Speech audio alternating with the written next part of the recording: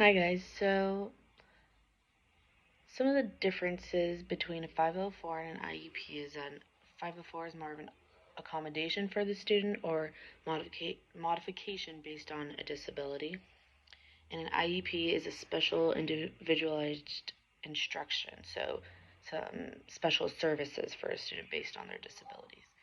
So the video kind of described it, a 504, as using the example of a student with a peanut allergy, so they would be on a 504, just explaining that they can't be around peanuts, obviously, or just to ensure that the cafeteria isn't using anything around peanuts, or the classroom never has peanuts, things like that.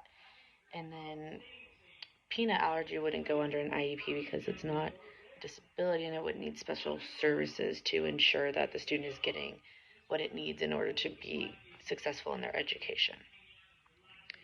A 504 also is described as a civil rights law that cannot discriminate against individualized disabilities. So if your child needs accommodations because of a disability, they will get it.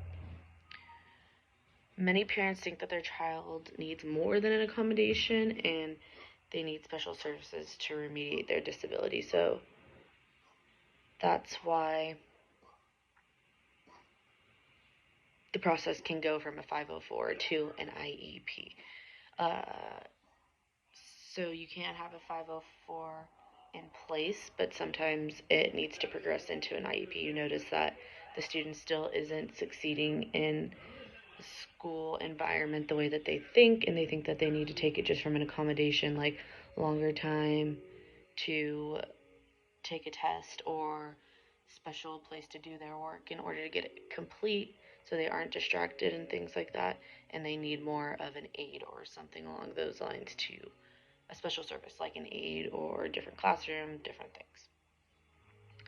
Many schools start out with a 504 because it's easier. You don't have to be assessed to have a 504. It's more of just a set plan paper that tells them Johnny needs to test in a separate building where other students are not distracting him, and he just needs more time to take the test. Um, Parents also have more protection under an IEP and more of a say. They go through SST meetings. I think you'd go through an SST for both, actually. And then if it's more than a 504, it'll further get advised, and the parent will have more involvement with an IEP. Some things I've reflected on after watching the videos and reading everything is if I wanted to learn more about 504 and IEP process, I think it's important to be in touch with your school psychologist about the students and talk with your admin about your options and have them come in and sit in your classroom, take notes, assess the students, not assess, but just watch the students and see how they're acting to kind of decide what route they should take and what steps should be taken further. I was thinking you do your research. I think that it's very important to know the difference in the 13 disabilities, know what to look out for, know what kinds of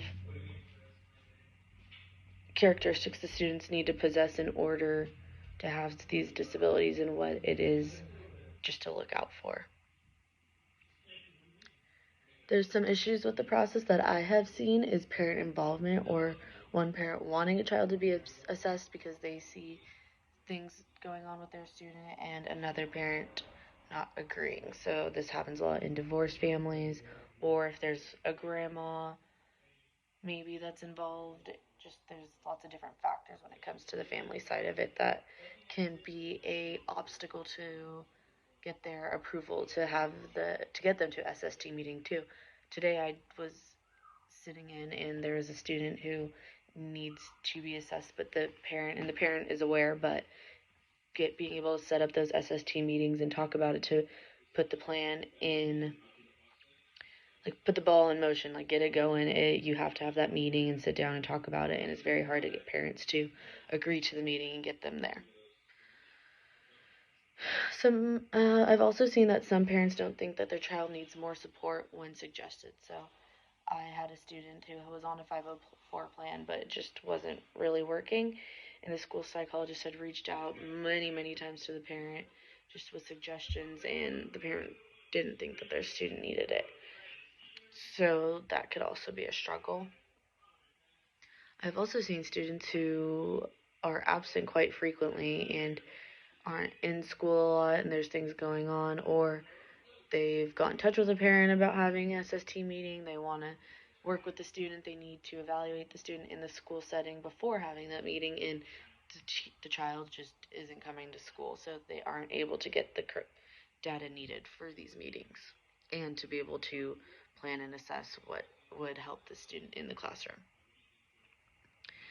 If I didn't agree with one of my IEP team members, as a teacher, I would invite the team member to sit in with the student during class more often.